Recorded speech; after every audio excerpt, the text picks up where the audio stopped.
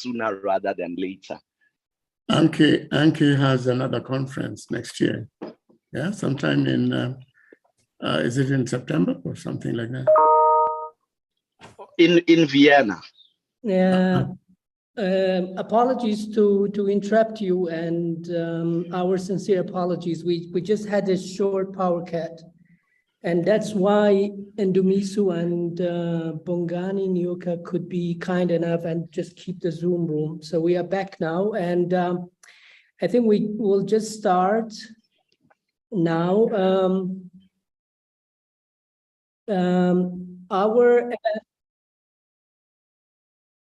My name is Fazil Moradi, and on behalf of the Johannesburg Institute for Advanced Study, where I am a visiting scholar, I welcome all of you to this Actuvirtual Symposium on Dr. Reginald Oduor's new edited volume, entitled Africa Beyond Neoliberal Democracy, in Search of Context-Relevant Models of Democracy for the 21st Century.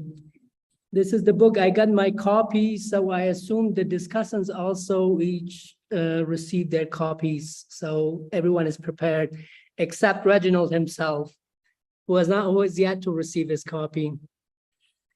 Reginald M.J. Oduor is currently a senior lecturer in philosophy at the University of Nairobi in Kenya.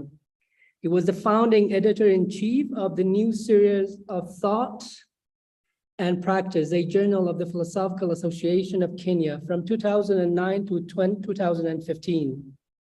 He's also the co-editor with Oriara Niarwat and Francis Waka of an edited volume entitled Odera Oroka in the 21st Century. Dr. Oduor is also the co-founder and the current chair of the Society of Professionals with Visual Disabilities based in Nairobi. He is the first person, and I quote him here, with total visual disability to be appointed to a substantive teaching position in a public university in Kenya, and to be a scholar and writer and editor and a thinker in this context.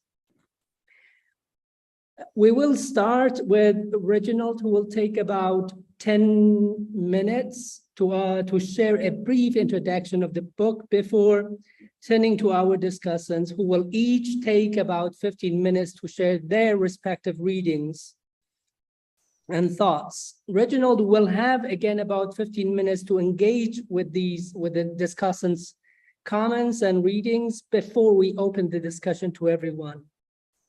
We have circulated the short bios together with the poster and of our discussants. And therefore, I'm not going to read everything that they have shared with us in their short bios, as we need the time. Please look for the discussants and Reginald in both online and in the libraries.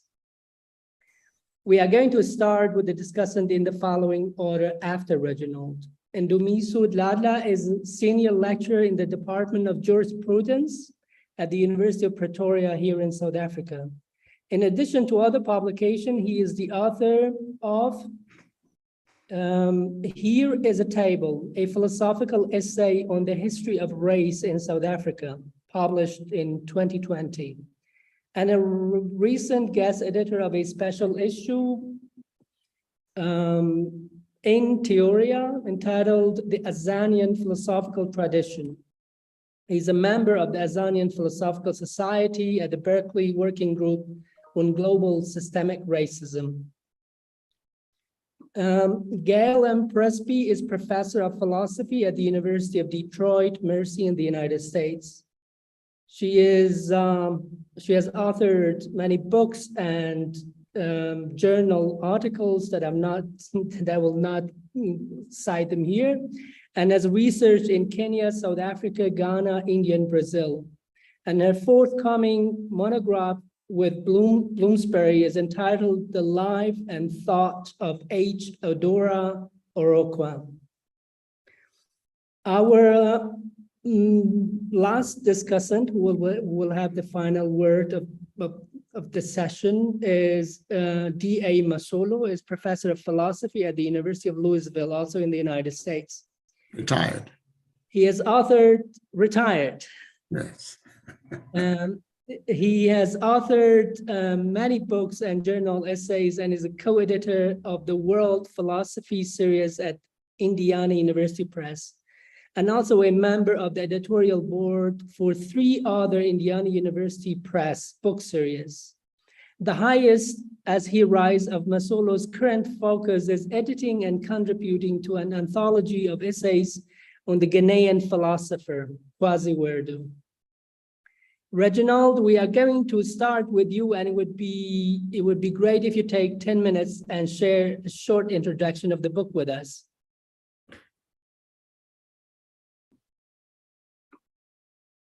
Third, audio now unused copy. Third, video now counter and got it at evening in lunch at got it Good afternoon, everybody. It's really nice to be here. Can you hear me? Can you see me? We can see you and hear you, yes. Okay, is it okay to share my screen? Yes, please do.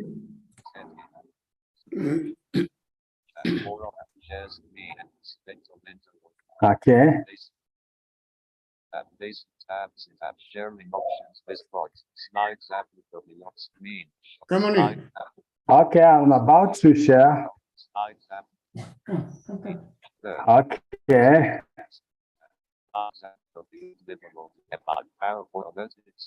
Can you see that? Can you see the slides? Yes, exactly. Yes, Great. I will be fast because my heart is full. I thank you all for being here. I really thank Professor Fazil Moradi for convening this together with his team at Johannesburg Institute for Advanced Study. And I thank our 3 distinguished panelists, Dr. Ndumiso Dladla, Professor Gail Presbey, and Professor D.A. Masolo for graciously accepting to be part of this discussion. And I thank each and every one of you who has made time to be with us today. For those of you who are tech savvy and you like tweeting, perhaps you could consider tweeting the hashtag Africa Beyond Liberal Democracy. That'd be nice. I am going to talk very briefly about the background to our present distress as our various peoples in our continent with regard to democracy, with regard to governance. Then I'll talk very briefly about my personal odyssey towards the Africa Beyond Liberal Democracy project. Then I will give an overview of the volume and I'll make some concluding remarks. So the history of our continent, I am calling plunged in the empire. Plunged in the empire. You know, you could be standing by the swimming pool and you are in a suit and not planning to swim, and somebody throws you in. That is the imagery I'm using here. And I want to throw out a few thoughts that I think explain my understanding of our predicament. Some of what I will talk about comes from Kenya, because I'm Kenyan. The first thing I want us to think about is the reception date in Kenya, which is 12th August 1897. On that day, the British declared that their law had become Kenyan law, and that by default, we have British law, and the only way to get any of it out is by piecemeal legislation to replace it. And that situation did not go away at independence. It's actually basically the same. If you consider how our judges continue to quote British law and other jurisdictions much more than they ever talk about indigenous jurisprudence. The next thing I wanted to consider is 24th May, which was called Empire Day during the British Empire, with the motto, one king, one flag, one fleet, one empire. And I recently learned something very interesting about Empire Day. So I will take the liberty to try and share it with you. Can you see that? Those are school children celebrating Empire Day. The tallest girl is at the center. Can you see it? Yes, yes, yes. Oh, it's not, yeah, the tallest girl is representing Britannia, and all the other girls are paying homage to her, are all these other countries conquered and plunged in the empire. Okay.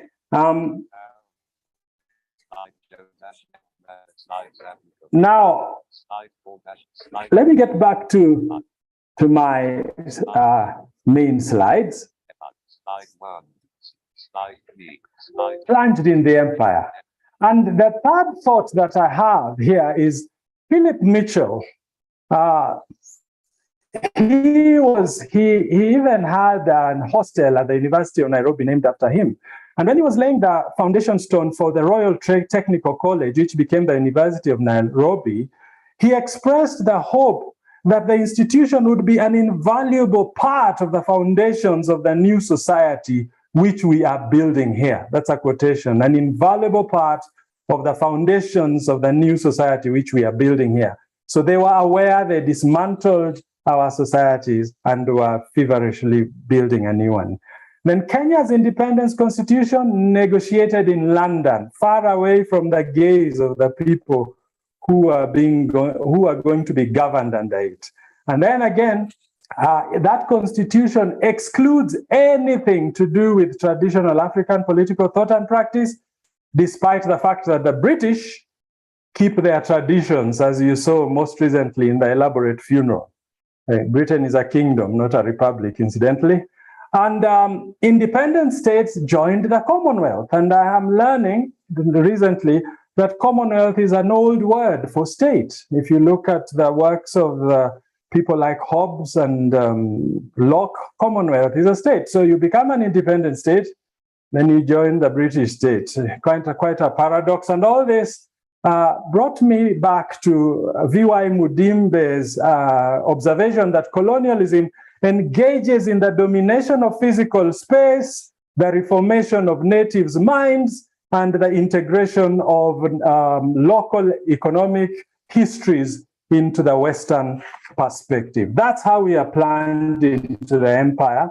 I will not go into detail about my odyssey anymore because of the constraints of time, but I'll only say this, that when I started my doctoral proposal, when I was writing that, I told one of my mentors, Professor Alo Mojola, that I wanted to contribute to ways of improving liberal democracy.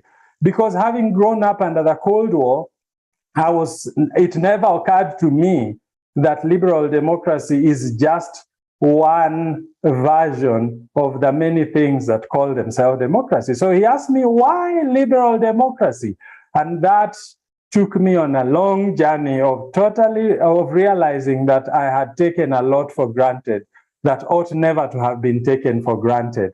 And as I was editing the premier issue of Thought and Practice, the new series, I came across the paper by A.K. Fayemi, which I prepared for that issue.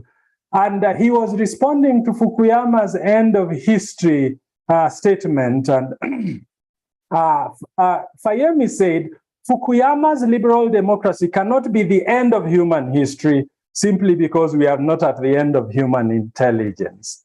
But I will move on then to the purpose of the volume. And the purpose of the volume is to answer these three questions. One, is democracy universally applicable, or does it require adaptation to cultural realities? Number two, to what extent has the adoption of Western liberal models of democracy hindered democratization in post-colonial African states?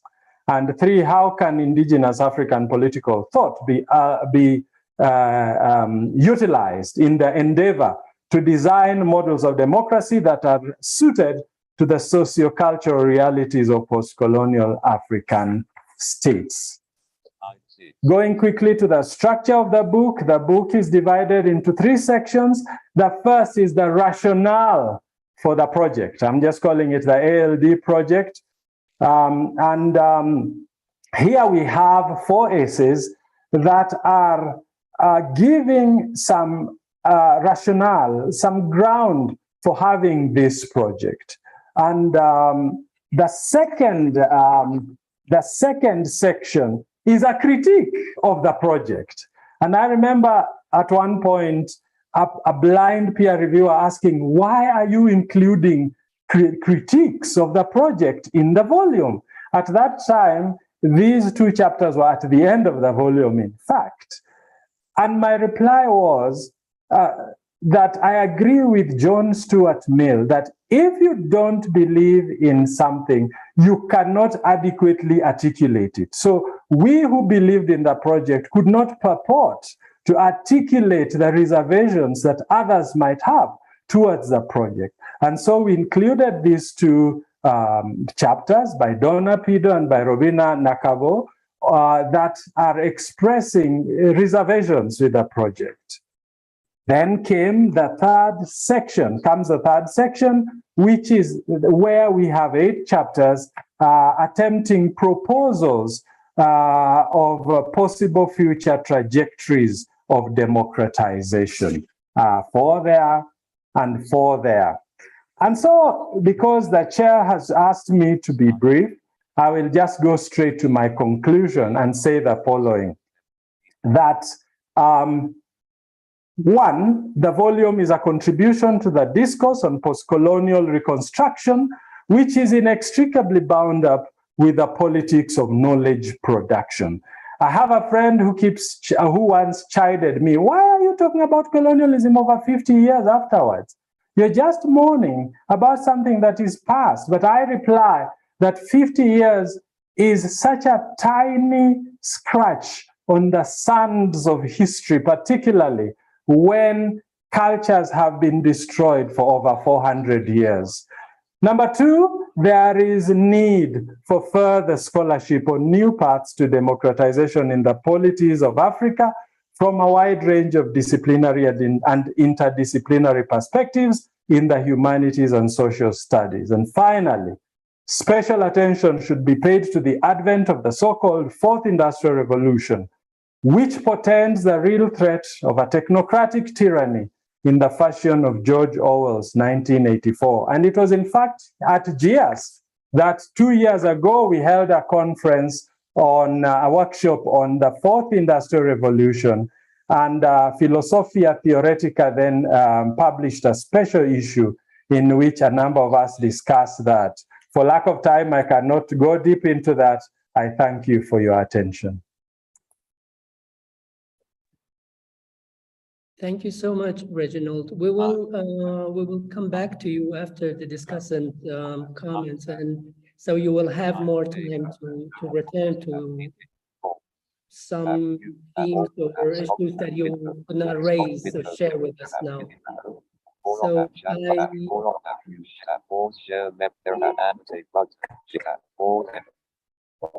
sharing is paused, and annotate buttons, and remote tab close, tab more, but at the bottom, tab stop share map, tab alert, you have stop screen shares. Thank you. Ndumiso, do you hear me?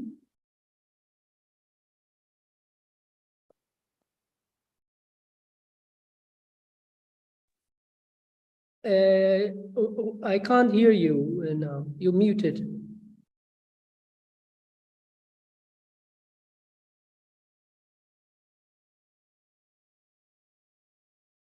I cannot hear you. No, not yet. No.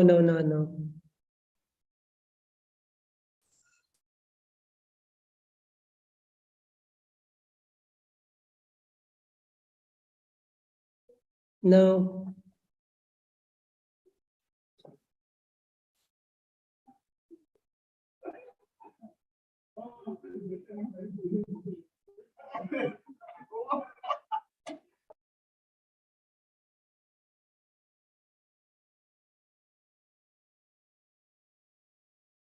I can't hear you now, Nadia.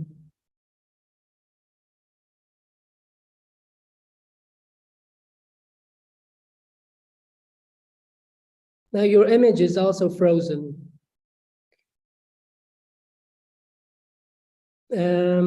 I think, Gail, we can start with you, and then when it is fixed, we'll return to Ndumiso.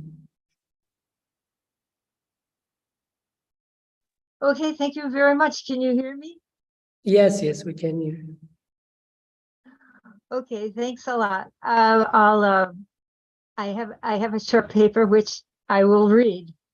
So, the title of this book might lead us to think its focus is just on the recent decades of African history and politics, since the 1960s or maybe the 1990s, with the fall of the Soviet Union and the ushering in of multi-party democracy.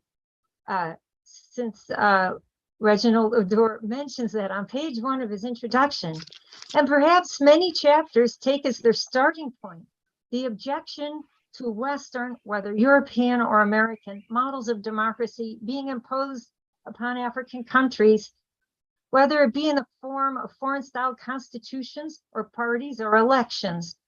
Authors want to debunk crude stereotypes that consider Africans unable to enact democracy, as if they are behind Europe in the ability to enact democratic self-rule.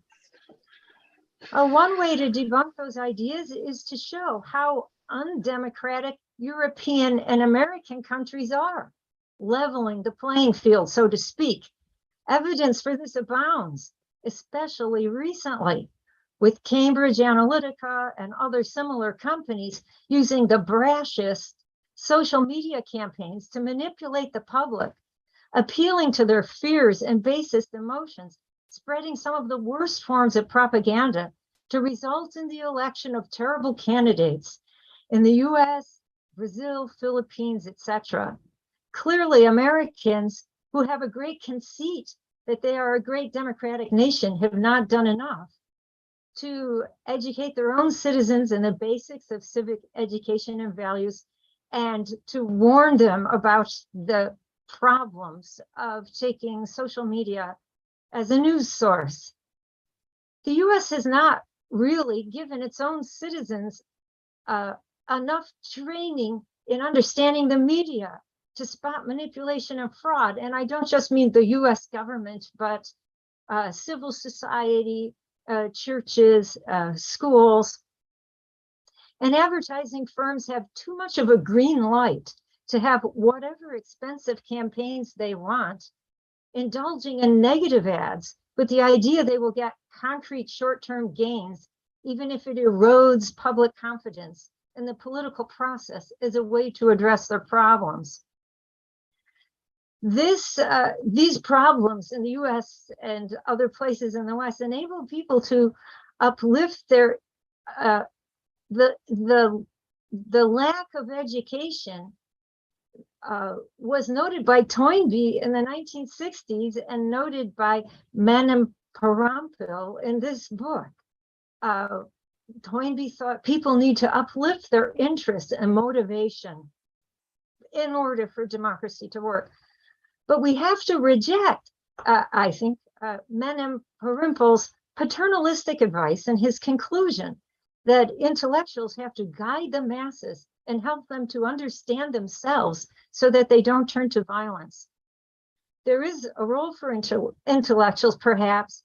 They should aim at changing or ousting corrupt rulers and changing the systems that allow those corrupt rulers so as to lessen exploitation instead of trying to channel the frustration of the masses. I agree with Iziani, and again, I apologize if I mispronounce any of these names. I'm doing my best from reading the book and not knowing all of the authors personally. I agree with Iziani, who says that it is not lack of education, but lack of legal structures to stop the corruption and looting in current democracies. But the legal structures exist in societies with values and practices, and this needs attending to as well in order to make the legal changes we need and to uphold them. The book's authors really do see these problems as showing up everywhere these days, not only in Africa, and that's important to acknowledge. As Menem Perempel and Ngendo Chimba both note, liberal Western democracy, which only extended universal suffrage to women 100 years ago, by the way, is currently dysfunctional. And so now non-Western dysfunction is less shocking, they say in their respective chapters. Halston thinks that liberal democracy has not been able to protect its societies from new forms of fascism and authoritarians, she says. Pito argues that rhetoric, bravado, and falsification in the US led to the disaster of a recent election of an autocrat. Seeing the flaws of democracy everywhere is an important context for seeing and evaluating its forms under siege and or struggling in Africa. Yes, Europe and the US have been flawed teachers when it comes to democracy. Masaka makes an important point, well documented by many historians, that European colonialism was not spreading democracy. It was not schooling colonies in democratic processes.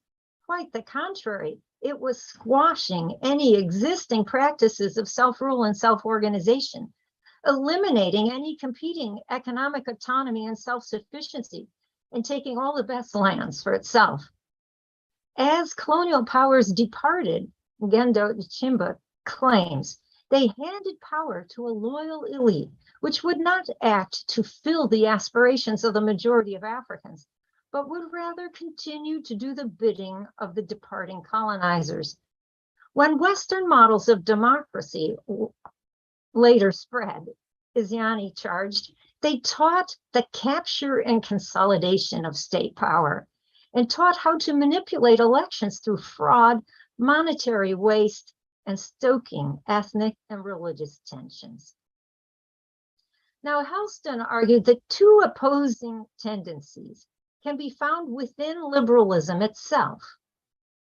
With political liberalism, as expressed in Enlightenment humanism, stressing equal human worth that would lead to social justice, while economic liberalism focused instead upon the idea of the self-interested individual.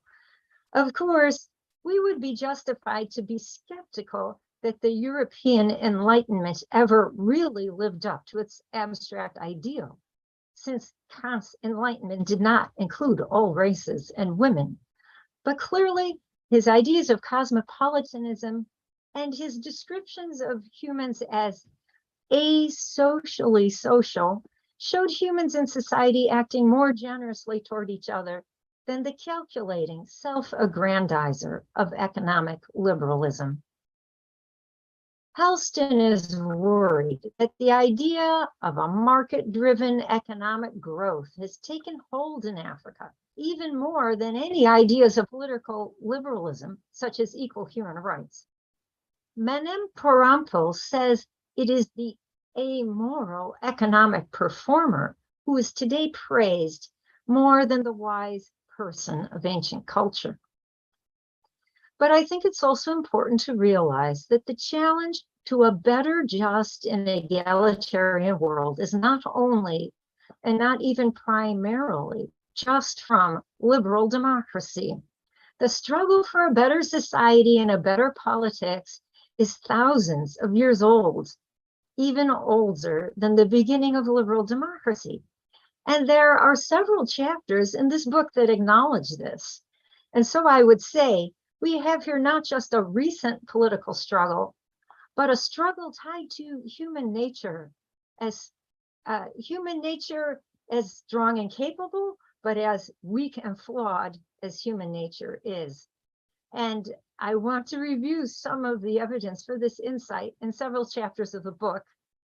No chapter goes further back in time than Donna Pito's, who, among other goals of her chapter, and I like some of her feminist critique of politics, nevertheless, she traces the problems with democracy today back to what we have inherited from our primate ancestors. much of her appeal to genetics makes her conclusions sound deterministic, not to mention pessimistic. Maybe she didn't mean this. We share 97% or more of our DNA with chimpanzees and gorillas, she notes. And then she describes the social and political life of these primates. Their social order depends upon a dominant alpha male that then organizes families, extends families, and organizes troops around himself. She thinks rule by an alpha male was a practical scenario given high predator risk. She draws parallels to contemporary politics in which men monopolize power and use it to subjugate women. She concludes to quote, "The bottom line is that we are biologically programmed to be autocratic, phallocratic, and hierarchical," end quote. I can't argue against the popularity of this kind of politics, as we have seen thousands of examples of this throughout history, from fascist leaders in Europe to caudillos in Latin America, as well as in contemporary times, where politicians embracing such programs even get elected in popular votes. Although in other cases, they use their power to steal votes. Patriarchy is deeply entrenched, and we all know that in the US, as well as in parts of Africa and the Middle East, it is difficult for women to hold and exercise public office. She herself has noted counterexamples, times when humans have organized themselves to challenge autocrats and diffuse power to protect themselves against centralized authority. But she says these are rarer against the grain examples, which she calls, quote, struggles against biology. But I would like to take issue with this kind of determinism. Is gorilla behavior all due to biology? And what about Frans de Waal's studies of another primate who shares similar levels of DNA with humans, that is the bonobos, who are egalitarian and matriarchal. And de Waal insists that primates help each other and even express concern and empathy for other species. Female bonobos, he says, quote, have perfected the female solidarity latent in all the African great apes, end quote. He argues along with Peter Singer that primates make moral decisions to help those in trouble, and that reciprocity is a key concept and value of theirs. While our current sexist societies might produce circumstances where, for example, US citizens may be afraid to vote for Hillary Clinton and instead chose Donald Trump, I would think this has more to do with sociology and politics than biology. Peto argues that the ancients never imagined that democracy could include women or the enslaved. But which ancient societies? In her book, Socrates and Orunmila, Sophie Olawole showed that the Ifa text described Orunmila, the ancestor of the Yoruba, who was a contemporary of Socrates, but in Africa, is declaring that any government should include the participation of women, youths, and foreigners. Other chapter authors, while they don't go as far back in human history as Peto does with our primate ancestors, nevertheless see the same problems being addressed in the philosophers of over 2,000 years ago, long before the specific problems of 20th and 21st century liberal democracy. For example, Nakabo turns to Confucianism as her source, noting that Confucius focused on his role of counseling political rulers to become better rulers. All citizens need to engage in this activity because, she says, quote, by neglecting to participate in the processes of governance, followers create the environment for leaders, end quote, to pursue their own selfish gains instead of the common good. Iziani appeals to Buddhism, which counsels against elevating people without morality to leadership positions. Now, Peto herself provides a counterexample to her own contention that autocratic social organizations abound. She gives as her example the Maasai age-set structure, which is maintained to purposefully make nearly impossible the concentration of power in one male. Their system could, quote, prevent centralization of authority and control while protecting their territorial, cultural, social, economic, environmental, and individual integrity, end quote. Emphasis on exogamous marriage meant that one could find relatives in vast areas of Maasai land. Age grades set fixed time limits on when people could rule, but they ruled together with their age mates. Clearly impressed, she states, quote, democratic behavior among the Maasai was self-designed, self-imposed, purpose-driven, and structural, both vertical in the passage of individuals through life and horizontal in space, end quote. It could be faulted for marginalizing women, obviously, but it is a clear example of a model of democracy from Africa. She bemoans the erosion of women's secret societies, which in the past were places where women could practice their power. Iziani notes that the Igbo used to have kings, but due to bad experience with kings, they changed their system and eliminated kings, replacing them with oligarchs, with kinsman councils and youth organizations as well. Clearly, elections are not living up to what they could be in contemporary society. Were they to be held in better circumstances, perhaps with a more informed and educated public, perhaps with limits on the role of money and propaganda in election campaigns? The question is, democracy seems to be the word that the whole world has latched onto as a form of good governance. But how can we shape our democracies? I do agree that we should turn to these kinds of examples from Africa. Helston was worried that manipulated elections in Africa just give a veneer of legitimacy to the autocrats who control these elections. Sorry, Gail, just if you could just in 1 minute. Okay, I am Sorry, near the end. No problem. The public in African countries realizes this, and thus they lose trust in public institutions, a point noted by Ngendo Chishimba. This can become a vicious circle, but it still seems to me elections in some form need to take place, probably influenced by African traditions, changed enough to ensure women are not marginalized. And I think the later chapters of the book have some good examples. So we have to learn from the Ochiami of the Akan that we don't want to exacerbate our difficulties by having more and more aggressive rhetoric. Democracies have to learn how to tone down their rhetoric. They need to have maybe limits on the kinds of advertising, by what kinds of dark money. And some of the authors even, like Eziani, talk about, let's have our local representatives elect the next level. These are all great innovations, but I still think it's better to practice democracy even through some kind of flawed elections while trying to improve institutions. So there's a place where Ngendo Chimba says, first we need good institutions before we should have elections. And I think you can't hold off that. It has to be both and. We try to improve democracy. We try to put guide rails on democracy, and we try to improve our institutions, and we try to improve the electorate's participation. We have to do all these things at once piecemeal.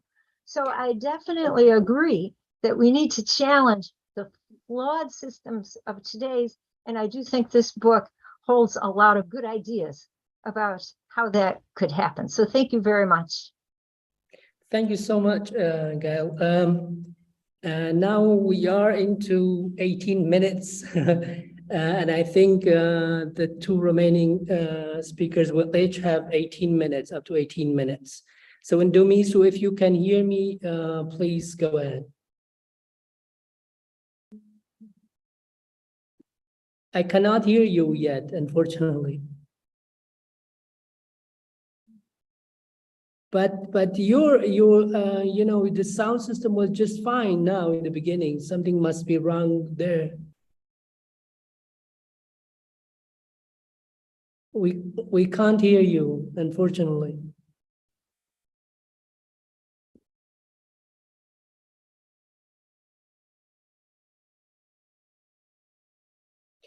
We can't hear you. What about turning off your laptop or computer and restarting again and seeing what if it works? So if you are fine, we can just go ahead with Professor Masolo and then try again. Is it fine with you?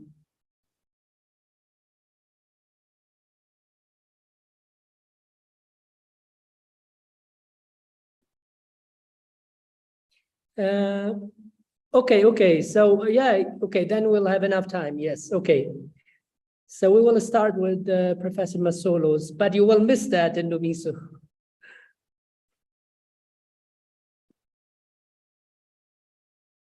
You need to, yeah, you are muted. All right, can you hear me now? Yes. Go ahead, please. Okay, first, I want to thank everyone for inviting me to be part of this illustrious debate on the work of a good friend and someone I personally admire, Dr. Reginald Oduor. Reginald, I hope you can hear me, can you? Yes, Prof, I can hear you very well. Thank you. All right. So thank you very much for inviting me to be part of this. I believe that the book is important, not so much for the probable being probably left out in terms of what politicians will want to implement as they improve the democratic space of the nations in which they conduct their politics, but at least for the awareness among intellectuals, among academicians, that we have lots of problems to think about, lots of issues that emanate from our increased and growing awareness of the need to be able to think about ourselves, by ourselves, for ourselves. Yeah, way back in was it 1992 or so, I used this phrase, post-colonial studies or post-colonial modalities of writing and discussing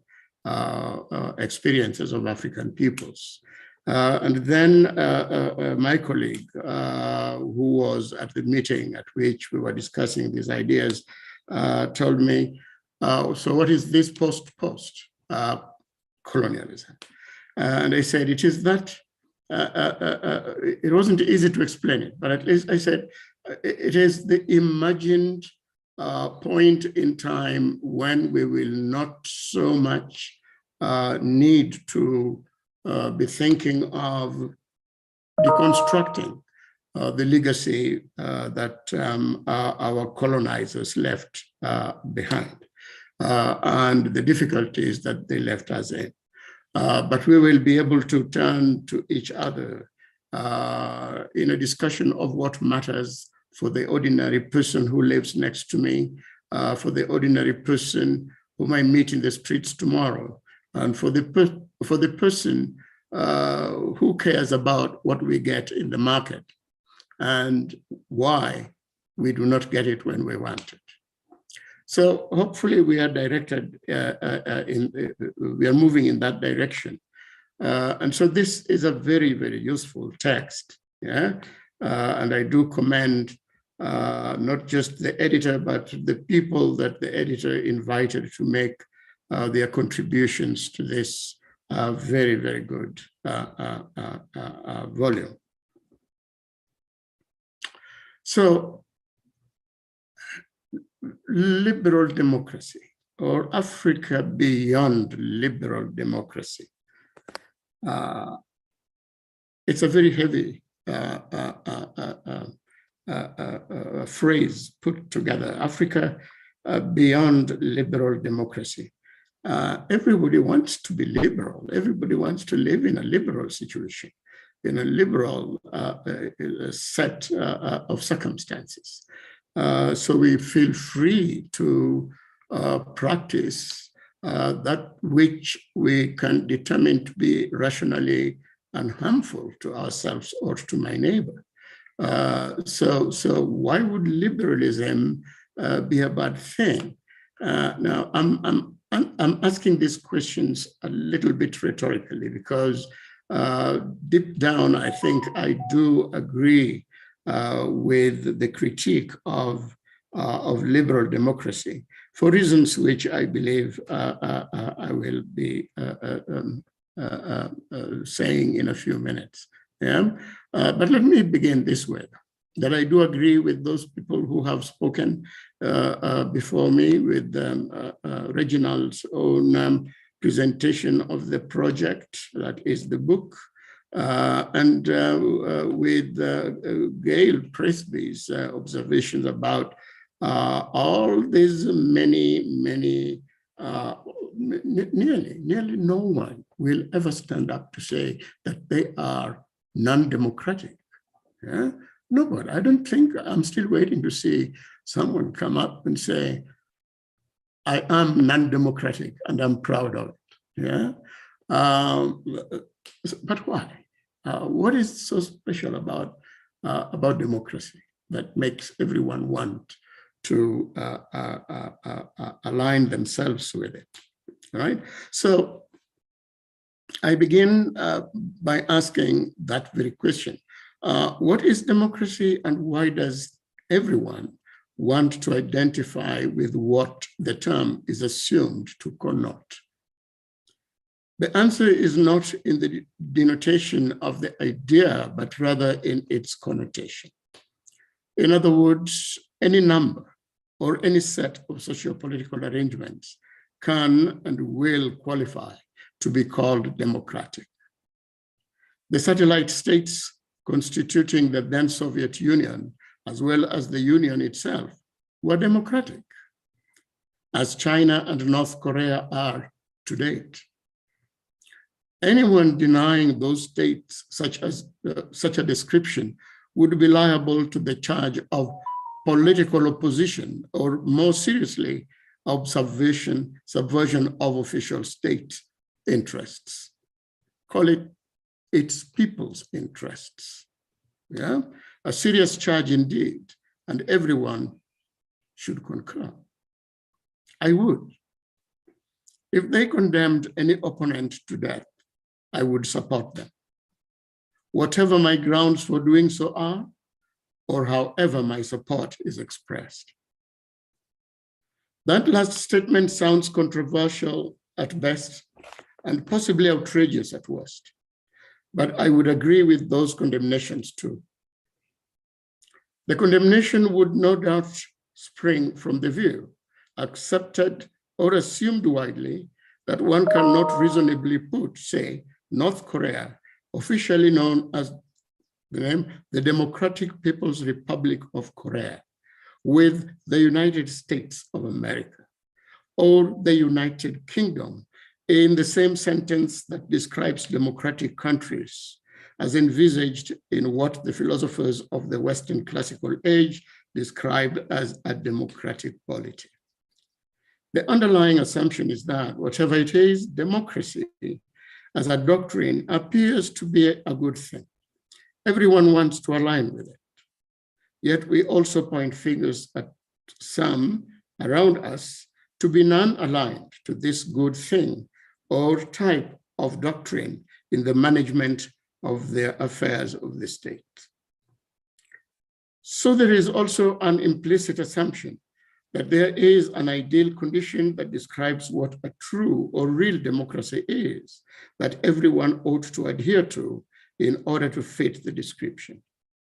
I'm assuming From reading this collection of essays, although there is no explicit refutation herein, that whatever is called democracy is different from and more desirable than other political doctrines like, say, timocracy, oligarchy, or theocracy, none of which, incidentally, describes in any explicit way an African experiment with a political doctrine with modern influence, yet I know there are.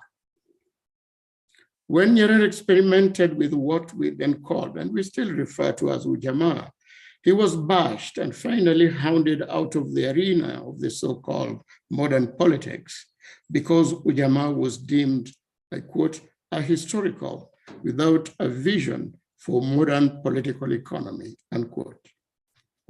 Recently, I have gone back to look at some of the ways in which we unwittingly have lauded or indeed sometimes greatly rewarded some Western scholars who have bashed our ways as hasty and untested over time. In that essay, I make specific reference to the work of Göran Heide, a Swedish political scientist who was awarded the Lifetime Africanist Award by the African Studies Association in 2016. Yet, in his best and most widely read work, one that most probably influenced the award by the ASA, entitled Beyond Ujamaa in Tanzania, Underdevelopment and an Uncaptured Peasantry of 1980, a critique of the then popular catchphrase, African socialism, describes African socialism as lacking in the long-tested and carefully rationally sifted journey of reason in comparison to the history-rich Western political doctrines and theories that clean them up over time. It is definitely attractive, but it is completely empty in imagination, as the peasantry it hopes to empower has no clue about the objects of the minimalist slogans they are pushed to produce. Did I say Swedish when describing Göran Heide? I know I may risk a philosophical ad hominem crime here, but that is not the case. And if anything, that is the way we have risked letting unworthy Western scholars get away with murder. Heide belonged to the whole or pack of Western scholars poured into Africa in the 1970s and 1980s, and even into the 1990s to study African systems under seemingly nationalist ideologies. The outcome was generally oriented toward an unfailing discrediting of these ideological platforms emerging all over Africa. The driving force was well known, with a Western definition of what was a rectilinear path. The divergent African ways were to be tamed back into the lane on which ran the humanly ideal history.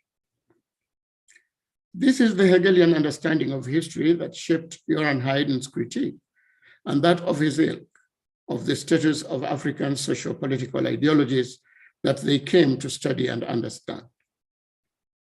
Where there was no historical record of a rational path, comparably stretching back to the equivalents of the Socratic model, and then stretching forward to Kant, Hegel, and Marx, Europe would provide the necessary historical leap.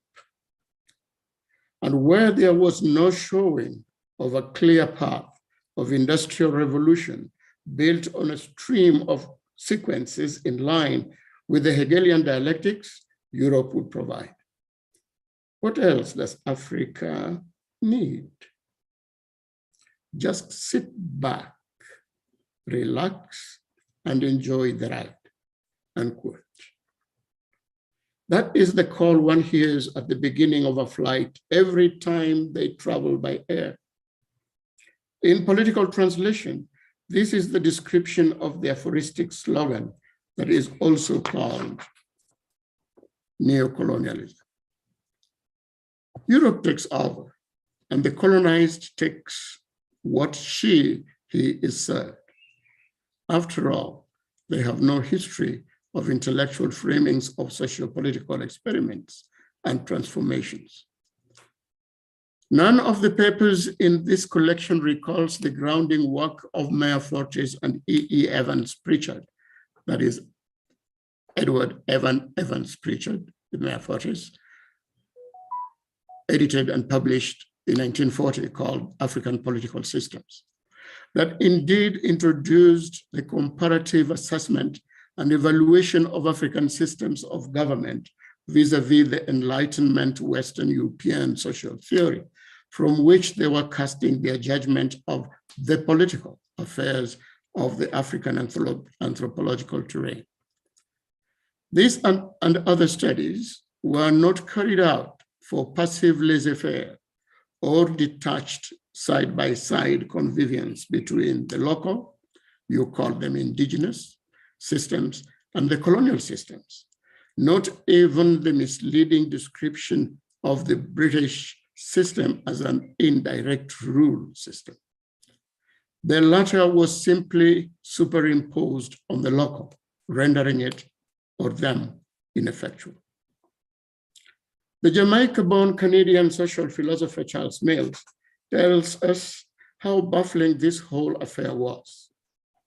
In his acclaimed work, The Racial Contract, as opposed to the social contract, Mills argues that if the colonized have not been accorded the same rights as their white counterparts anywhere, or if the way they have been treated by their colonizers appears to go contrary to the inferential understandings of the role of the individual in society in the making of the laws of the state, it is because the Enlightenment influenced constitution of the colonial state, almost wholly inherited by the colonized at independence, was never about them. The all men are created equal slogan of the Enlightenment texts did not include non-whites or women in the connotation or denotation of all men. And after it was amended to include the originally disenfranchised women and the poor of Europe, it still excluded non-whites. Because the government would owe its legitimacy or existence and therefore accountability to those men, in quotes, whose wills in the general will of the people brought it into being because they were considered rational and equal, the colonial government did not seek this legitimation from its subjects because they were considered neither rational nor equal.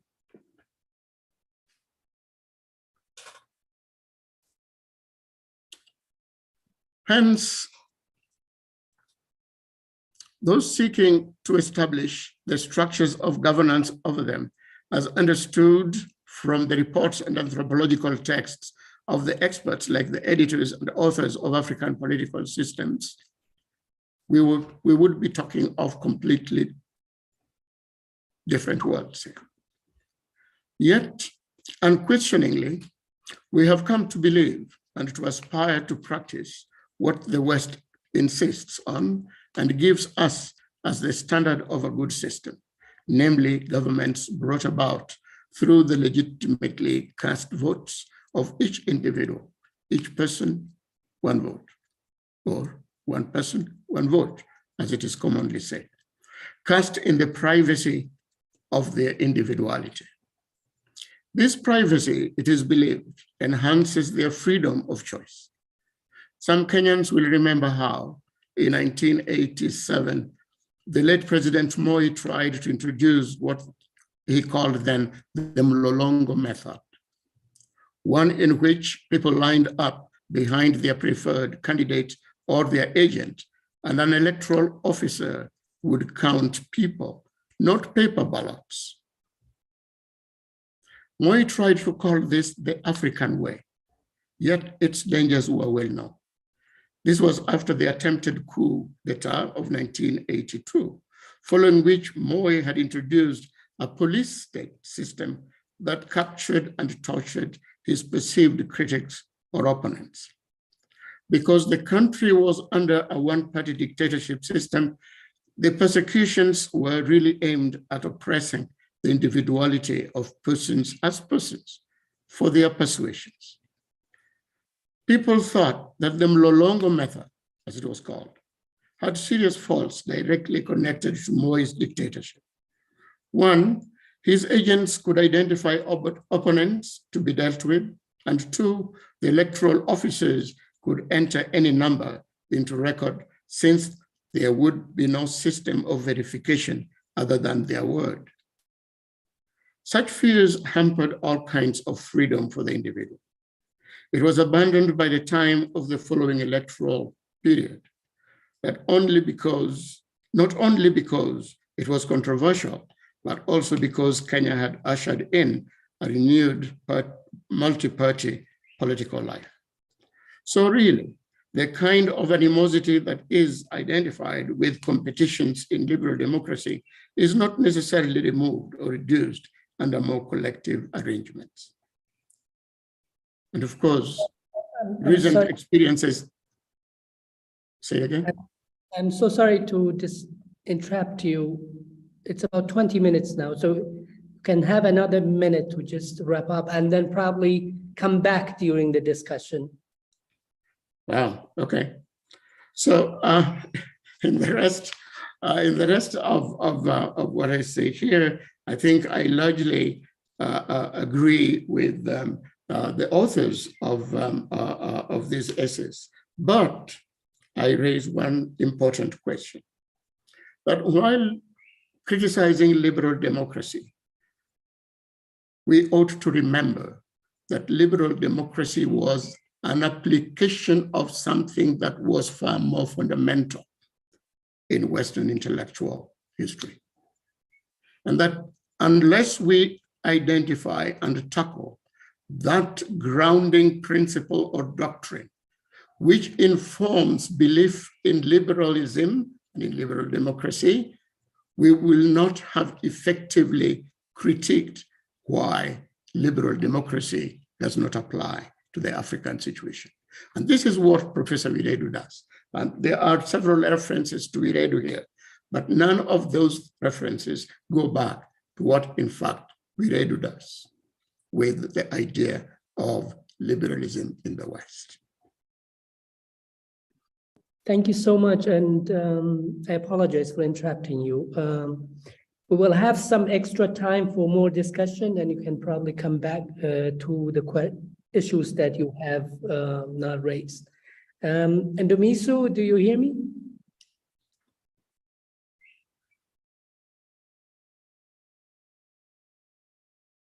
Do you hear me? I cannot hear you yet.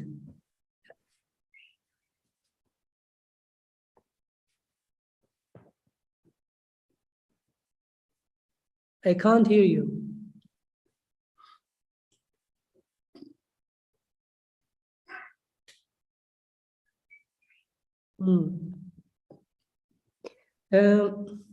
What about using your phone, speaking through your phone?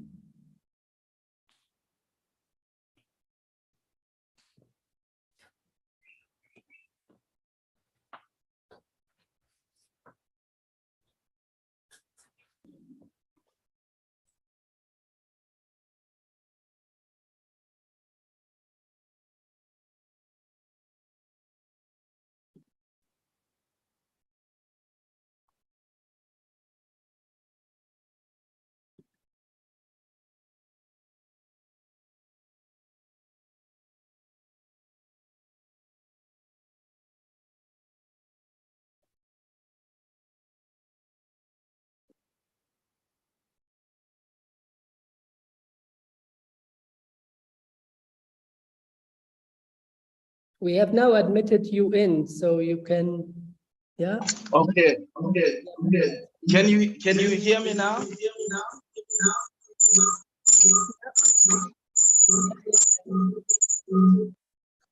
Can you hear me now? Yes, perfectly, yeah. Please go ahead. Okay. I guess I should have done this than running half a mile here. I really apologize. It appears as if the gods really have some objection to my presence amongst you all. I've had every manner of obstacle stopping me from contributing. Okay, so let me just get my sense back. Firstly, I suppose that I wanted to make the point that mine is really an attempt at a response to the text as a whole, even though it's divided into 3 parts, by no means continuous. I suppose a problematization of the object which it's in pursuit of. So, you can consider these pessimistic provocations regarding the text and its aims. All right, so I suppose that in our own work, the question of oppression finds expression in African history, colonial oppression, at the advent of the conquest of the indigenous people in the unjust wars of colonization. This is a process that consisted not only of the acquisition of title to territory, but also of the establishment of relations of dominations over the peoples of Africa. The question of liberation then supposedly would require a repudiation of these relations of domination and the restoration of sovereign title to territory, unencumbered sovereign title to territory, in order to fulfill its end. And the key here is on the question unencumbered. I'm just going to put on the air conditioning. I've been running around and I'm really hot. So with regards to the problem of democracy, in contemporary Africa, my sense would be that as part of this formulation, democracy is at the level at which sovereign power is a technique of the exercise of sovereign power. If we follow someone like Jean Baudin, who defines the right of sovereignty as the right to make law, which is binding. Now, it occurred to me, the question of whether or not the objective of indigenous democracy, of thinking about indigenous democracy covered in the book, especially in the 3rd part of proposals towards that end, doesn't speak to a component of liberation, which the liberal, Isaiah Berlin might call positive or freedom too. And that there's still a prior question that's outstanding, which is Africa's bondage, Africa's continued bondage. If the talk of democracy is not a presumption of the presence of sovereign power, which I would argue is something which remains outstanding in contemporary African history if we take Nkrumah's work on neocolonialism seriously.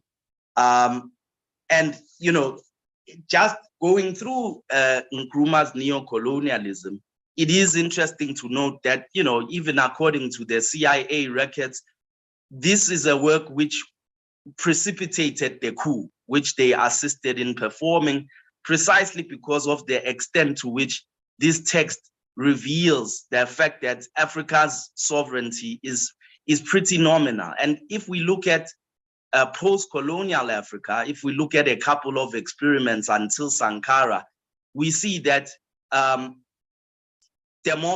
revolutionary democracy has certainly developed after the period of colonialism.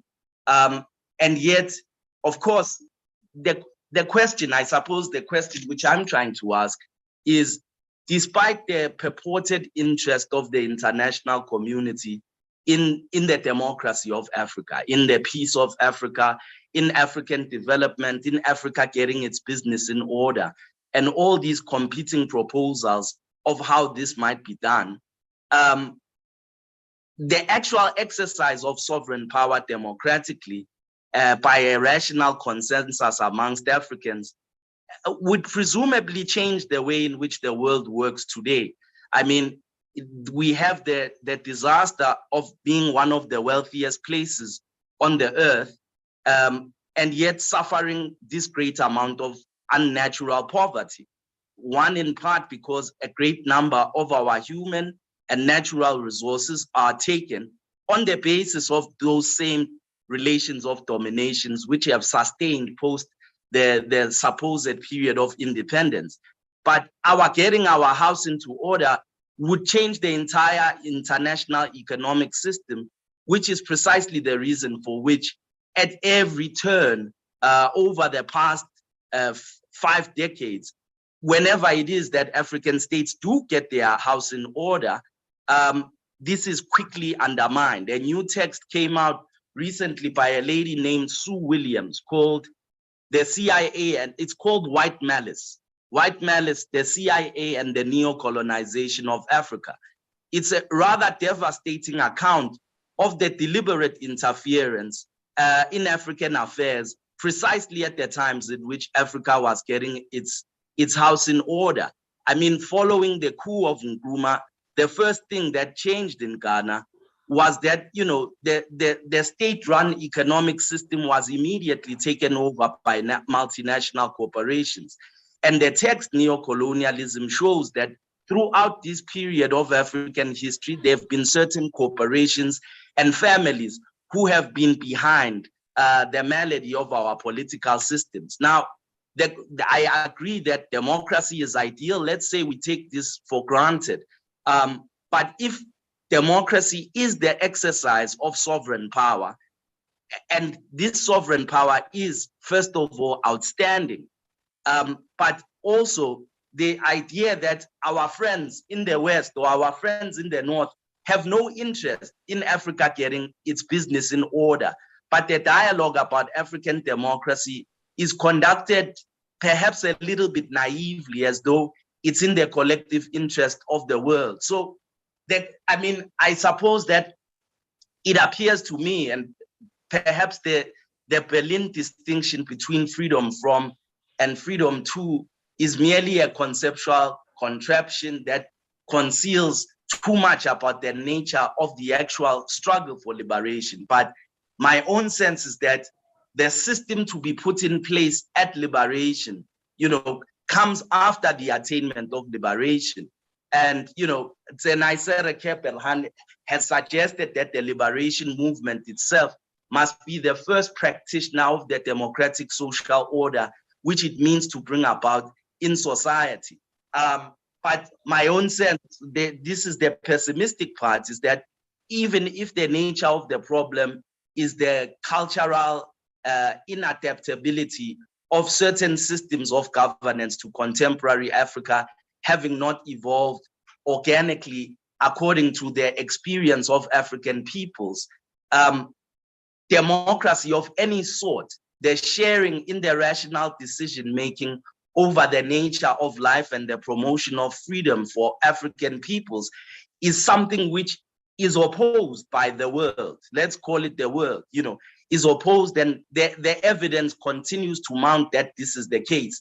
And so if we start the problem at a system which is employed in order to make decisions and divide resources, when the problem is that we have only nominal sovereignty, I wonder if, you know, we do not need to direct the democratic attention to the fact that the liberation struggle may largely be considered a failure, and the conversion, I mean, what we've had throughout the continent is simply the succession in usurped title from one form to another. I mean, one of the major problems with multi-party democracy, which came out and led to the one-party states, and it remains a problem in the West today, is precisely the undemocratic potential of the multi-party system, precisely because of the involvement of party financing. That if we think of the system ideally as an exercise of popular sovereignty, the companies that fund the political parties determine the agenda which the parties will push once they get to parliament, once they make law. So the lawmaking power doesn't belong to the people, but the people who fund the parties. You know, one of the CIA's greatest reports regarding when Ghana became a one-party state, even though the Western press was suggesting that Ghana is becoming a communist dictatorship and crying for democracy, was that the CIA would no longer have as much ability to influence the affairs of Ghana through the other parties as they had been able to do. And of course, anyone who's a student of African history has seen the use of opposition parties, and they under the subjection not only of the corporations, but also other countries. So I suppose just moving us back to what did the colonial, we spend a lot of time on colonialism as the ordering. I think Reginald in the end of the book refers us back to Mudimbe's etymological derivation of colonization as consisting of the reorganization of territory according to the paradigm of another place. But I suppose the part that he doesn't cite is the role of violence in the maintenance of those terms of order.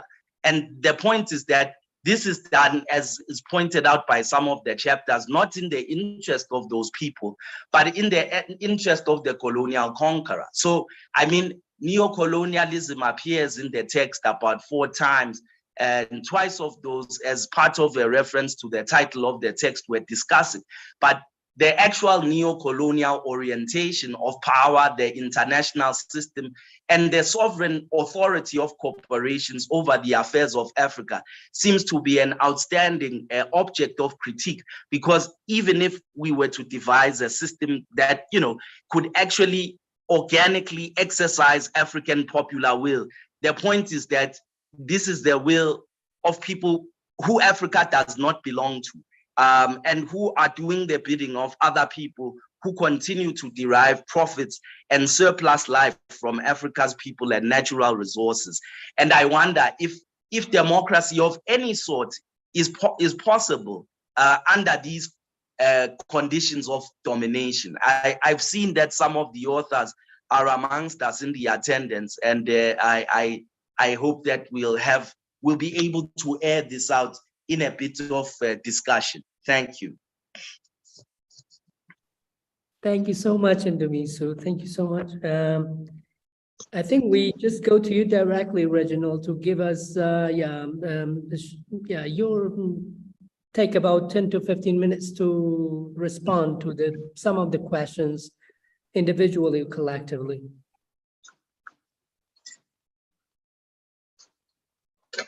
Thank you very much, Ndumiso. Thank you so much, Gail. Thank you so much, Professor Masolo. I really appreciate your input.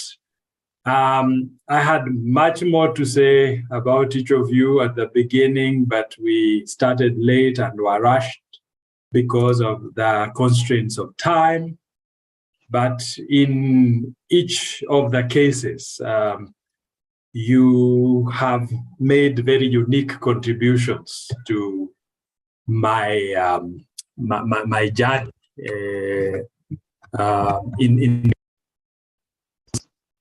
I'd like to just comment very fast. Actually, I guess I won't use all the 15 minutes because I would also like to hear from the audience eventually.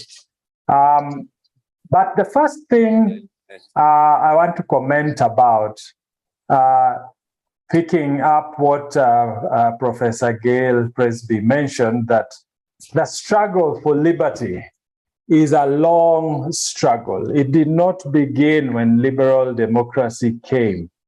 I actually realized I should have realized this, that the emancipation of slaves happens in 1883 and the partition of Africa in 1884. That is instructive. So basically, we have a continuum. And I am thinking also about the book imagined communities that points out, for example, that the royalties in Europe have been adjusting to changed times. When nationalism became a big thing, they went to the League of Nations in nationalist garb. And they have survived because if they don't mutate, at least they adapt. On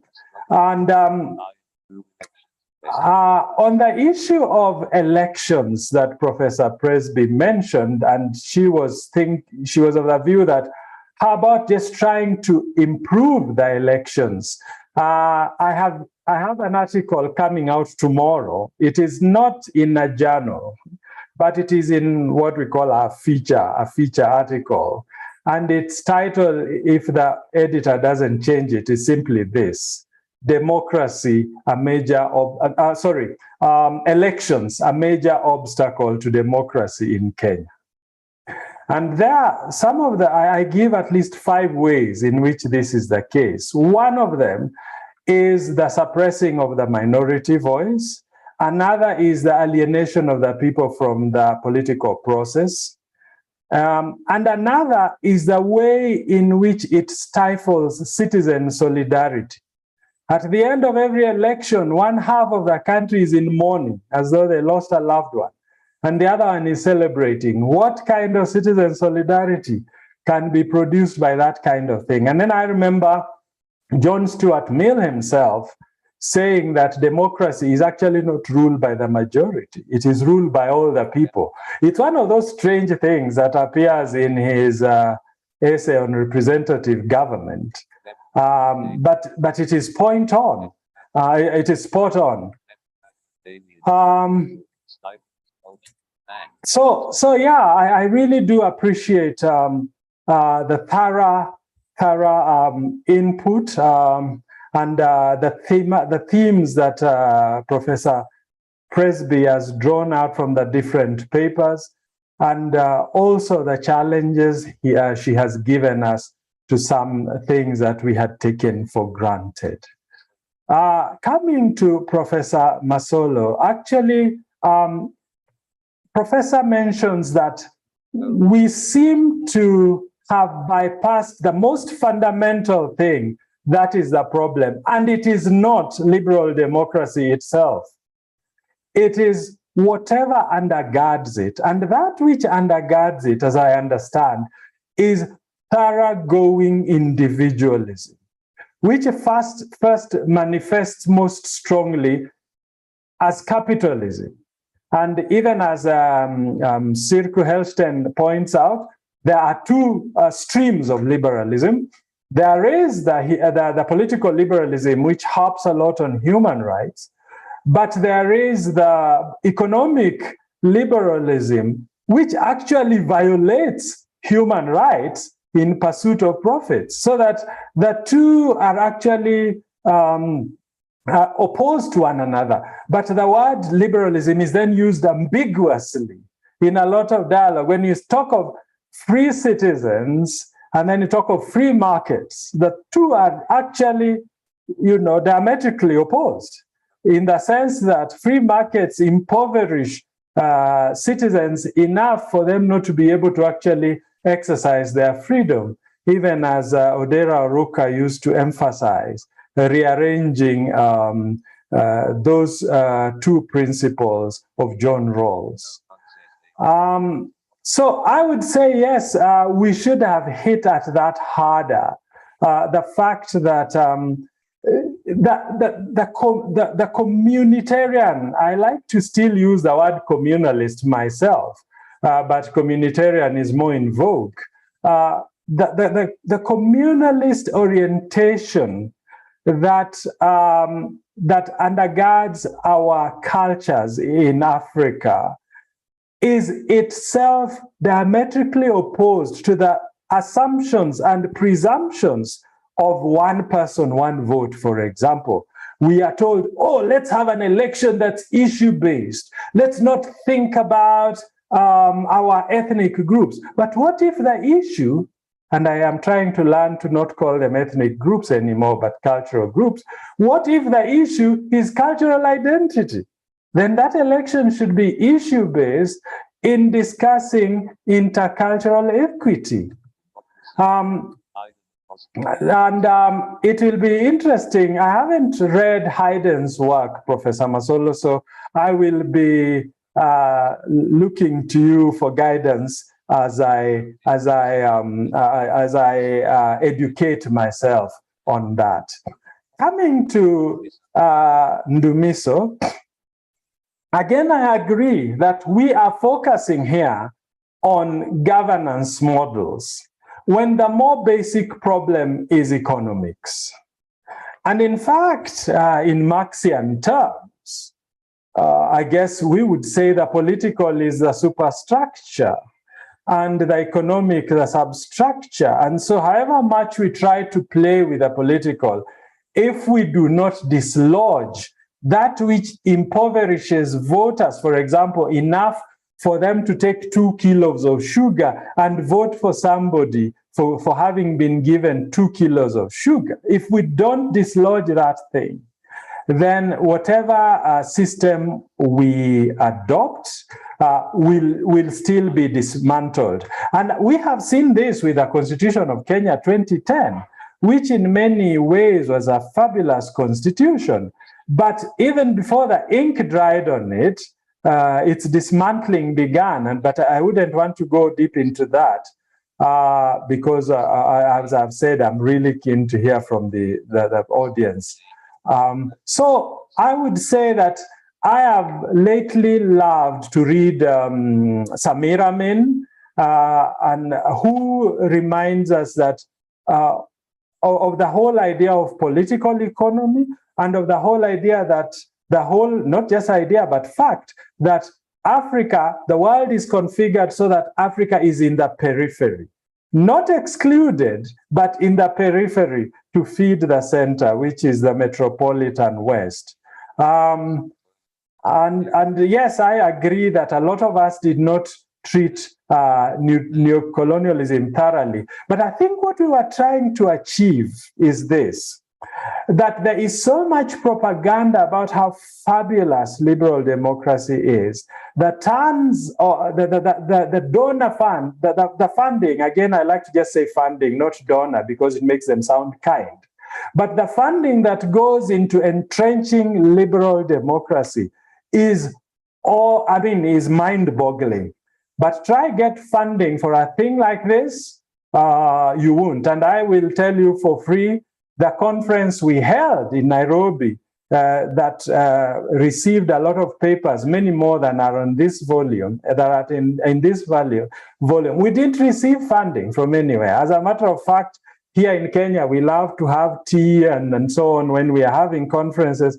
It was from the pockets of 3 friends who just said, we are going to make sure our visitors are comfortable, for example. And then we did something else that I like. And I think I got the idea partly from Professor Masolo's Self and Community.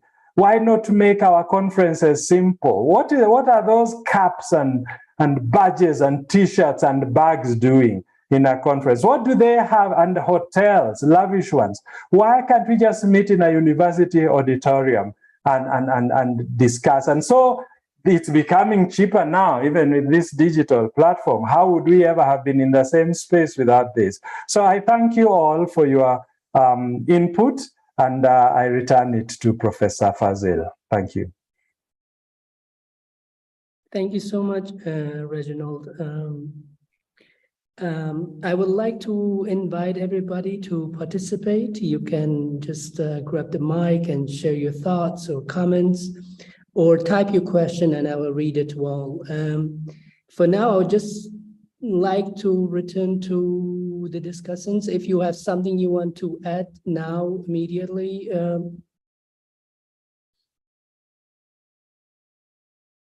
Any of you can just pick the mic and share your thought.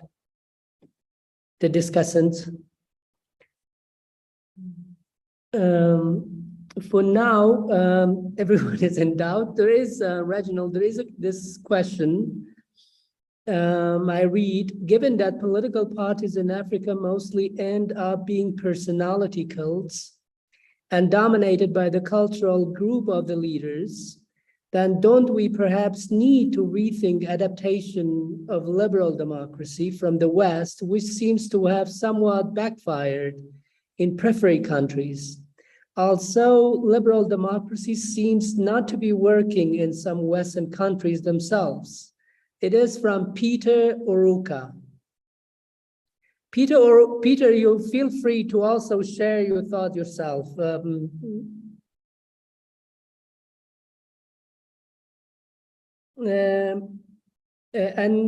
So we go for 3 questions now. That's one, and we have Leah. Please go ahead. All right, thank you very much. Thank you, Professor Masolo, and the other speakers, Dr. Reginald Oduor. My own question or comment would address more of Dr. Reginald's point. So I'll start with this, that there seems to be, from his presentation, there seems to be a presumption of deliberately linking the building of empire rather to democracy. And I say, well, even though democracy was part of the structure of the colonial system that was brought by the French, the English, and other parts of those spaces, that democracy itself was not a signifying element of what colonialism entails. In other words, you could have a democracy on the continent without necessarily linking that to the colonial relics. So that's the first point I'm making. And then my second point is about the major issues that we have with democracy. There are some that are theoretical, and there are some that I consider as procedural. And on the continent, we've had more issues of the procedural than even the theoretical, because to a large extent, many African countries have even not gotten to that point of asking direct questions about democratic ideals, because you could have a democratic worldview without being democratic. So, and that is where we see periodic elections as the yardstick for judging democracy, but that is not.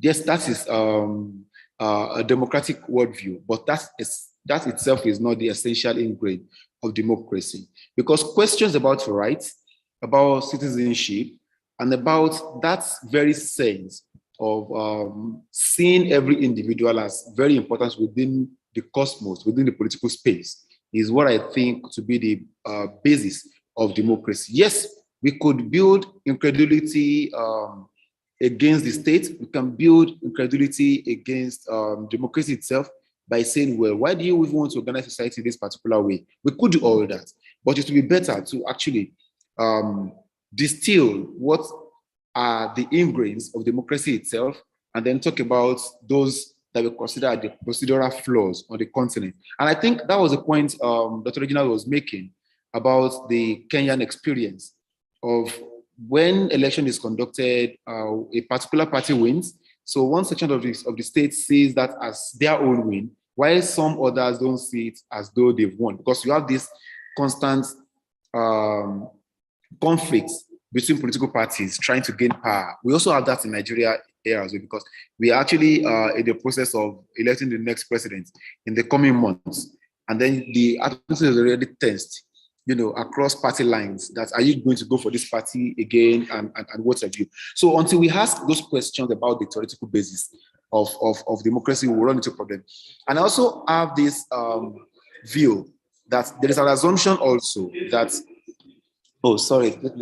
there is this assumption also that if Africans had not gone the democratic way, that perhaps the communitarian or the communal model would have worked better for the continent. And I think that may be wrong-headed, because even within those spaces that we call the communal and the communitarian. Please, can you give me a few seconds, please?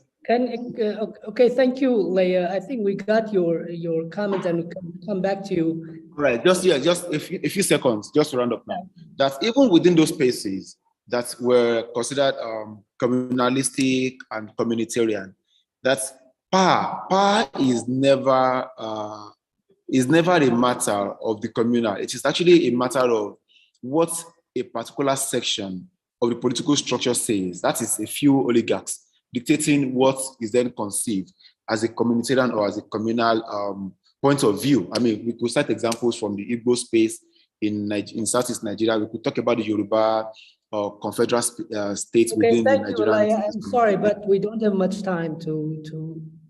Yeah, I think that would be all. Thank you. Thank you so much. So there is Laya's comments, and there was a question that I read, and I'm reading the third question. So Reginald, after this, you can react, and I also ask the discussants to also react to these questions and comments. So let me just read this third question. Thank you so much, speakers. I am a recently registered PhD student who is interested in looking at the issues of liberal democracy in Africa and how it has fared since the end of the Cold War. The session and the book will help me to unpack my topic better. I wanted to make use of the case study of Somaliland to show how its model has worked better than liberal democracy with their hybrid model. Thank you so much for this. I think this is just a comment, but perhaps you can also react to it. So Reginald, we can just start with you to react to this comments and questions.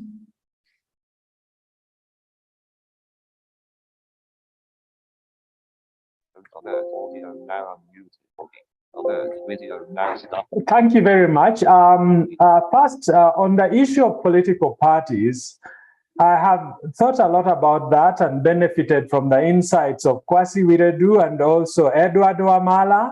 And you can readily find my article on political parties online, again, from a feature article, because I have an activist tinge in me, so I do not only write journal articles. You can find the article "Doing Democracy Without Party Politics," which would give you my thoughts on that particular issue, with a little bit of focus on the Kenyan situation.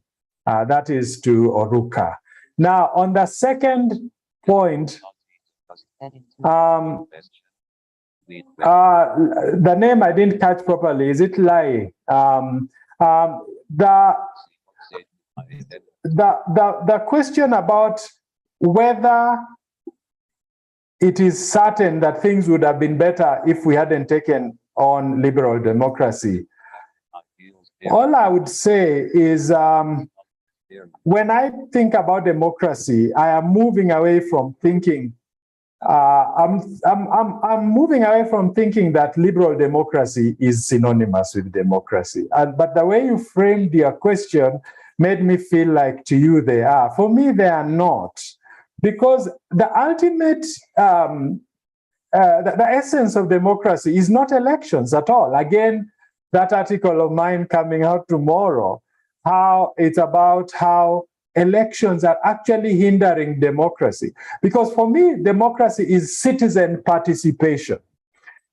Democracy is citizen participation, and not once every 5 years in some ritual, but ongoingly. And therefore, elections have been used worldwide to hoodwink the citizens that they are participating. Let me just give you a quick example that as soon as the elections were over in Kenya, some parties were moving from one coalition to the other without consulting those who voted for them. And those who voted for them because they were in particular coalitions. And that just shows how political parties are like agricultural middlemen who get more from our coffee and cocoa and so on, much more than the growers. And the parties get much more from the benefits of political power than the citizens themselves. That is what I would say about that. And then I would also just say that my article, Liberal Democracy, an African Critique, which incidentally was first delivered in Louisville through the kind invitation of Professor Masolo in 2016, and then it's been evolving until it's in the South African Journal of Philosophy. But that would give you more of my thoughts on that matter. Regarding Somaliland, Somaliland has been a favorite of mine as well. And I quote it a lot, I cite it a lot as marrying something of liberal democracy with something of traditional Somali political thought. And therefore acknowledging that we are in a globalized world, but we are who we are coming from where we come from. And so I would say, yes, explore that. Just make sure that you refine your problem for it to be one you can inquire into at PhD level. Thank you very much. Thank you. We don't have anyone with raised hand or any written questions, so I invite the discussants if they want to intervene in this case. Gail, I see you raise your hand. Okay. I wanted to thank Dladla for his comments. Sorry if I mispronounced your name, but I like your emphasis on neocolonialism. And you pointed to the example when multi-party democracy was used to undermine democracy in Africa by US, CIA, colonial powers in the case of Ghana. And it seems to me that anyone who studies history of US foreign relations will see the US government is not always consistent. It's rather opportunistic in rewarding other governments who uphold US interests rather than the ones who are most democratic, most fair, most just. I mean, just take a look at US relationship with Saudi Arabia right now. And so definitely US other powers have manipulated multi-party democracy to favor themselves. They back their own candidate, perhaps clandestinely. But they also use one-party democracy. So you also have the US backing Museveni in Uganda, and even during a war against the DRC when there was so much looting going on. So I don't think that one party or no party democracy is just a clear solution to the problem of multi-party democracy. There's problems with every system. There's challenges with every system, which is why I thought that it's better to talk about, and I do agree with some of the speakers, the questions, the commentators who say there's a lot of procedural problems, and perhaps that the changes to procedure could lessen outside interference, could give people more confidence in the outcome of elections. And so that definitely needs to happen. And we also have to, as Reginald Oduor said, we also have to reinforce the idea that democracy is about participation on so many more days than just an election day. But I don't know if you can drop elections, because you can't leave the current people in power forever. But definitely you may want to change the way representatives are chosen. And the book is filled with examples of different structures, of different ways to choose representatives that would avoid some of the clearly not ideal practices that are happening in democracies, not only in Africa, but around the world now. Professor Masolo, do you want to come in here? And then Ndumiso, if you can also make your intervention. We will have about, since we started late, we will finish at 6:20. So we'll have about 17, 18 minutes from now. You need to unmute.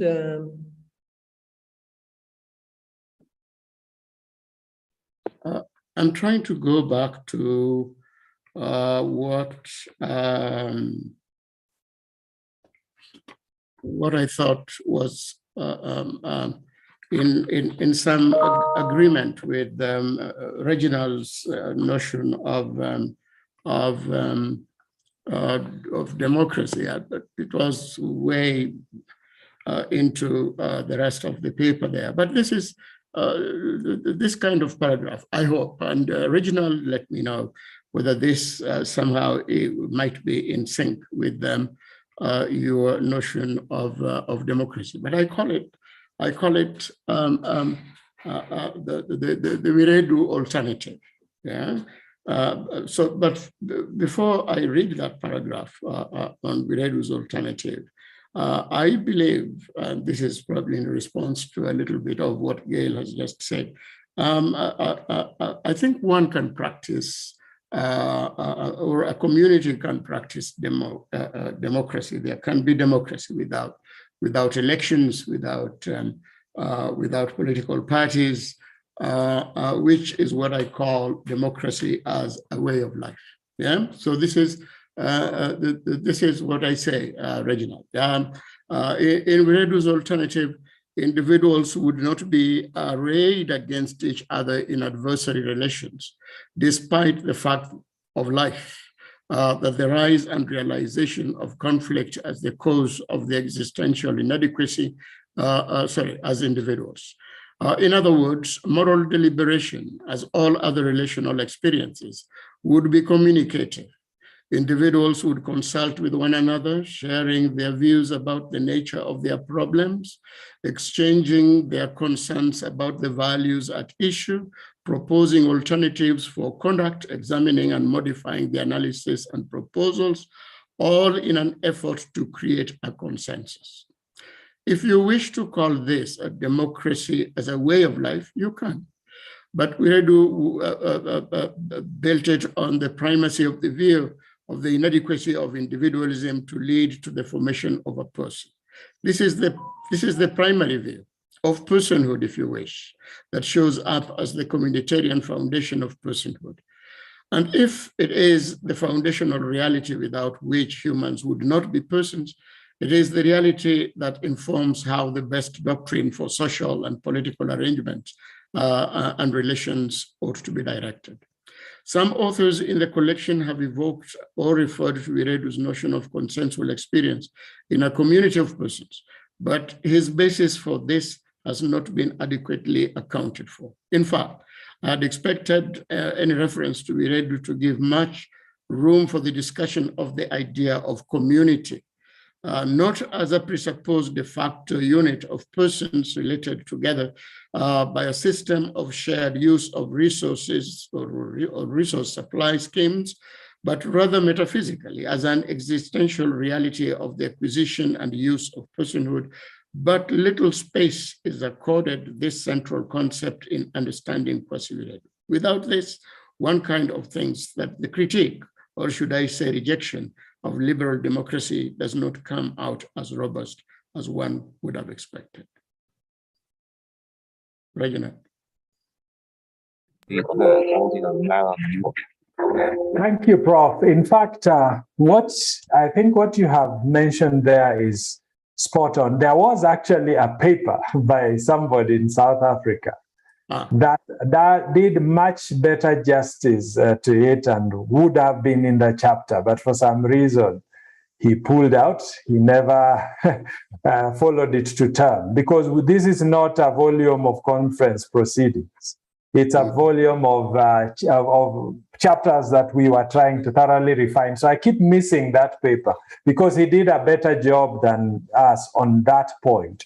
But what I would say is I agree with you that the real fundamental problem we have is that the West has imposed its metaphysical understanding of the person on our people.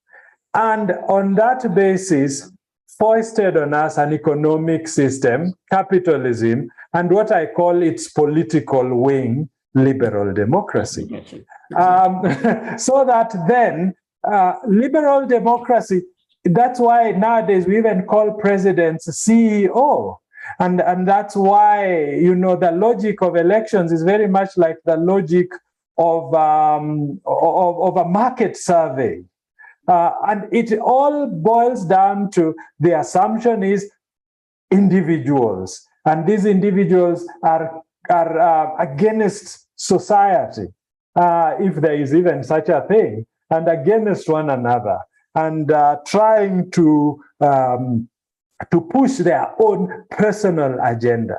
That whole thing is contrary to the metaphysics that many of us, who I would say, were brought up under, which says that I am nothing without community. And therefore, I cannot possibly see myself as being pitted against community. So that then, seen that way, we can still have a democracy without elections, Professor Presbey, because what we are actually, and I think, let me put it like this, I think that Emefi and Aizani's chapter brings this out. It's not that some of us don't want to see any manifestation of elections whatsoever, but any process of electing leaders should be one that brings us together, that rather than one that has losers snorting and winners popping champagnes. We think that that is disruptive to society. And I, at this point, think about William Golding's Lord of the Flies, which I prophetically read just before the 2007 madness in Kenya. It was given to me in an audio book. You know, I don't flourish in print books, and this was audio. So I quickly listened to it. And those boys in Lord of the Flies had an election. And whoever won started to be in charge of affairs. And the losers walked off, regrouped, and came and started beating up and destroying the whole thing. By the end of that novel, they are almost burning down the island until an admiral comes in with his ship and brings back order. And I think that Lord of the Flies is a fabulous account of how liberal democracy ends, particularly if you think that Adolf Hitler actually came in through what you would describe as very fair elections and got parliament to vote that he no longer needed parliamentary approval. Yeah, thank you.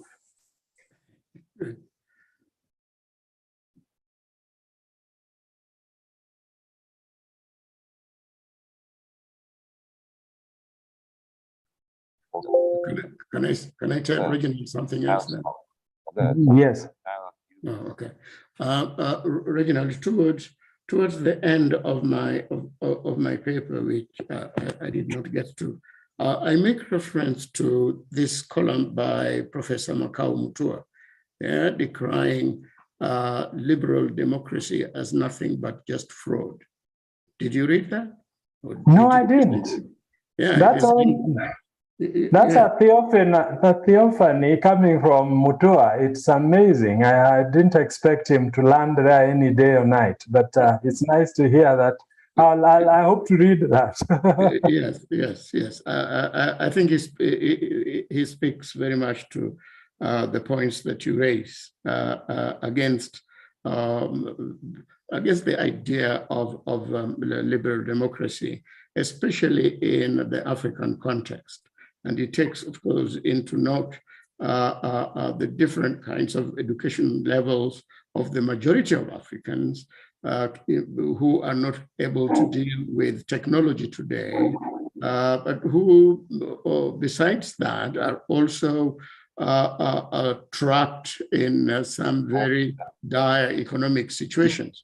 And the politicians who should be the ones promoting some of these principles and normative ends of liberalism are the same people who take advantage of these situations to disenfranchise the poor people, all right, with use of all kinds of mechanisms, including, of course, 2 pounds of sugar that you yourself referred to, and a few cents here and there, in the hope that these people will cease to consider any other thoughts of voting for someone other than just themselves, which definitely is a way of usurping the freedoms of persons as far as liberalism goes. But I would call your attention to Makau Mutua's essay. It's not long. I think it's good. Thank you. Thank you.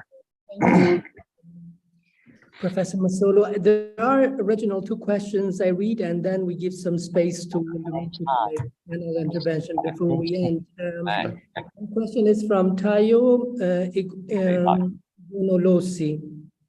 He writes, to exceed liberal democracy, is it not necessary to critically integrate issues from every angle and accept what can stand the test of time? It's a question, but I hope that you can engage with it.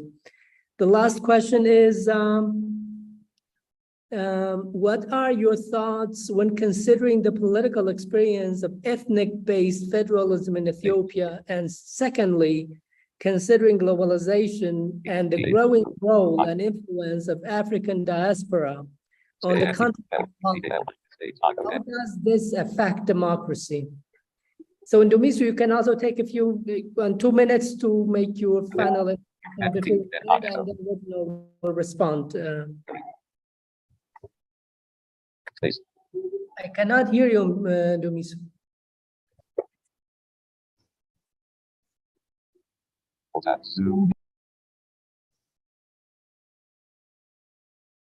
Okay. You can hear me now. Yes. Okay. Look, I don't have very much to say. I suppose that we might in South Africa be considered to be amongst the youngest of the liberal democracies on the continent. But until now, except for the dwindling participation in the elections, the legitimacy of liberal democracy itself has not come under much criticism as liberal democracy. It appears to still sustain some degree of legitimacy.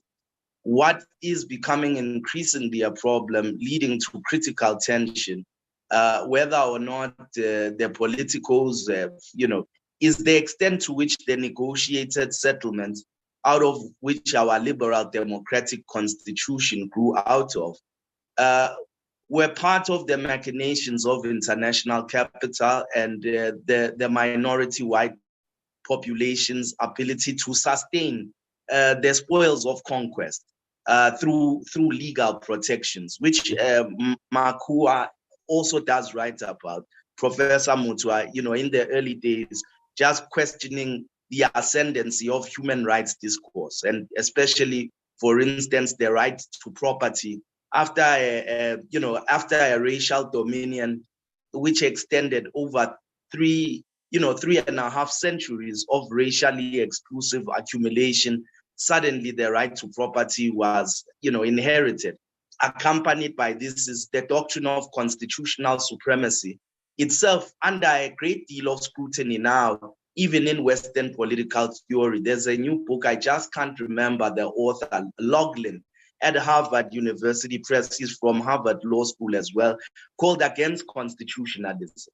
Arguing that constitutional supremacy effectively reduces the country to a juristocracy and is not, in fact, compatible with the exercise of popular sovereign power. So there was another book called On Juristocracy, making precisely the same kinds of criticisms.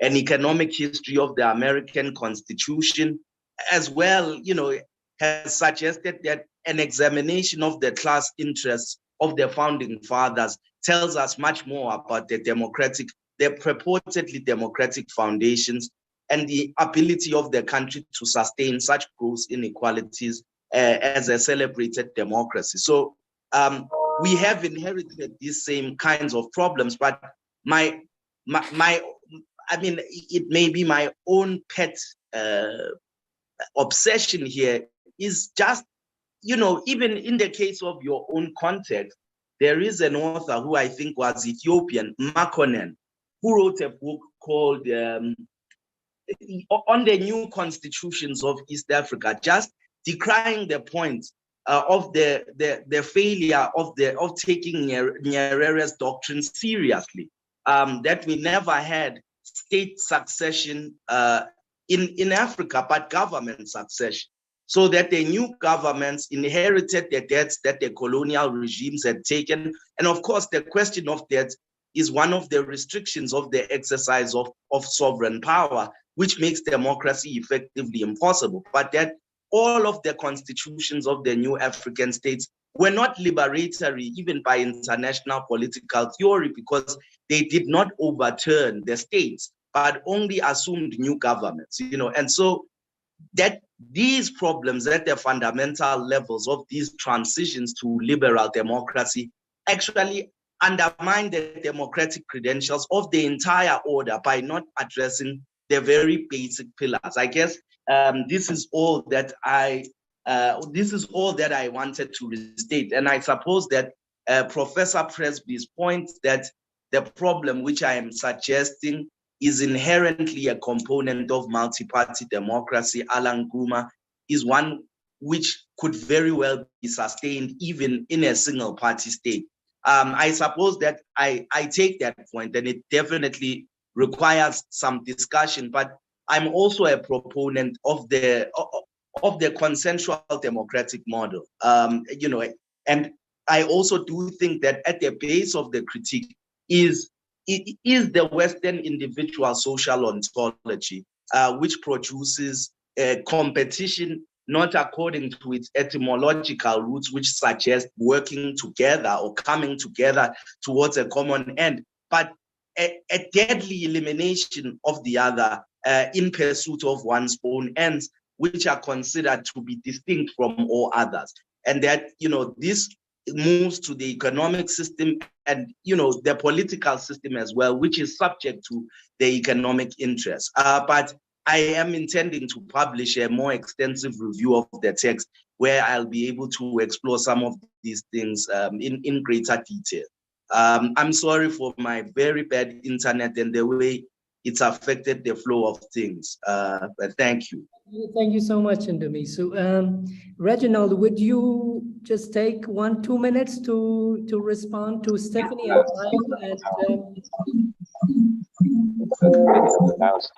Can you hear me? Yes, yes. Okay, thank you very much. First to Tayo, Ethiopia. I would say Ethiopia never got the opportunity to test to the full whether ethnically based federalism could work. I know that one of our senior professors thought that it was a terrible experiment, Mahmoud Mamdani, but I also know that there's a gentleman whose name has just left, Kalundi Serumaga, did quite an impressive rejoinder to Professor Mamdani's piece, and I therefore think that Ethiopia, and in fact I address Ethiopia in my chapter. I also address Botswana as the one touted as a really flourishing liberal democracy, yet it really has a real problem with marginalizing minority ethnic groups. And in fact, the very name Botswana is like Uganda or Congo, picking up one of the cultural groups and making it the name of the country. What are the other people supposed to do? If you'd say in Kiswahili, Mimi ni Muganda, you would be saying I am from the Uganda people, but it also supposed to mean I am a Uganda. there's a problem. Anyway, time is so gone. On the second issue of Ndumiso observes that liberal democracy in South Africa is still seeming to enjoy some legitimacy, but also points out that really the supposedly new South Africa inherits almost everything from its sad past. And that is the story of Africa, really, that we got the flags and the anthems, but what we had in our new leaders are what have been called groups that were allowed into whiteness in terms of the pecking order. They may have a skin complexion that's different, but they serve the same old order. And that has been a real problem. On the issue of the Constitution, I haven't, I'll take half a minute. I'll just mention the work of Philip a lot. It's a very old work, but he says every government is a conspiracy and every governmental authority uses the Constitution as an alibi so that they are able to do whatever they want and say, the Constitution. But I thank all of you really so much, the panelists, and all of you who have been listening in and contributing. Thank you. It's been so much of a fantastic time and a great honor to have you all. I can't thank you enough for your time. Thank you. Thank you so much, Reginald. I just want to share with everybody. It is very easy to speak about democracy, neoliberal democracy, whether as concepts or as, as a history that has developed, a political organization that has developed over centuries. And there is another thing to speak about neoliberal democracy when you arrive in the morning. So I come from Berlin or in Sweden. I grew up in Sweden. So in the morning when you go to work, if you take a train, you will find out that people forget about everything that is called democracy, human dignity, or human rights in their rush to get into the train in order to reach, to reach the job on time. The whole idea of democracy, human rights, dignity, also something that we as social scientists have difficulty observing in the everyday. So entering, from that point of view, democracy becomes another issue. But there is something else in the so-called neoliberal societies, and that is, we forget about, again, applying a social scientist perspective, about the loneliness, the effect of what is called social media and social technologies on people, the ways and the hierarchies within the working institutions, companies, including the university. So there are literally no democracy because bureaucracy has to rule, and it is the most efficient system as we know. And it is, if we accept the theories with which I work, bureaucracy is inherently genocidal, which makes the neoliberal democratic state inherently genocidal. So that's another topic. But to end with, in these societies in which we live, everybody is happy with the neoliberal democracy as products. So we're all happy consumers of the neoliberal democratic societies. But when it comes to the idea of democracy, and here I am interested in Amartya Sen's discussion of John Stuart Mill's idea of democracy as public discussion. As public discussion, not as body count as you have shared with us. And then if we take democracy as public discussion, then we literally, as Oduor in his chapter most powerfully outlines, it is in every society. It is in every society. So we can't go all the time applying what Mudima calls the colonizing structure, always reading Africa in relation to the West, always trying to understand how the neoliberal democracy travels from the West to Africa, not realizing that as public discussion, it has always been here as everywhere else. I just want to thank everybody for this, and I thank you, and it's been an honor to host you and have this space to discuss you.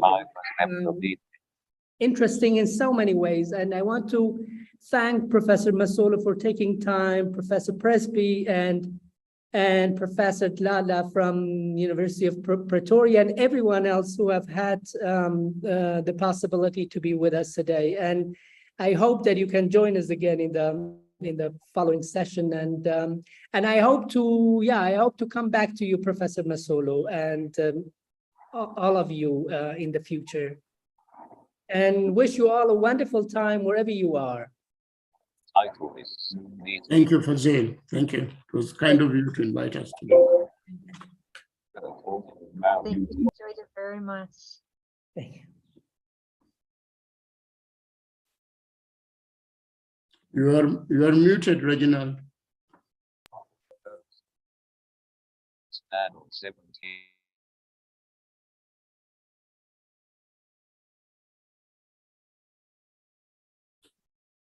No. Really? More options, close chat, more options, shares for me. Now, what are you? Gail, how are you? Oh, fine. Nice to see Auntie you. Yeka, I was inside here. Oh, okay. Great. Inside means many things these days.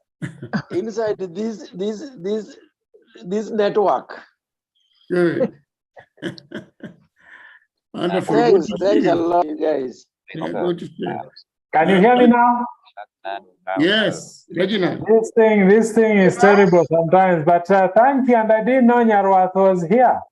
I didn't know that. It's a pleasure. I've been Yeah, there. thank you, people. It's been amazing. Thank you so much for everything.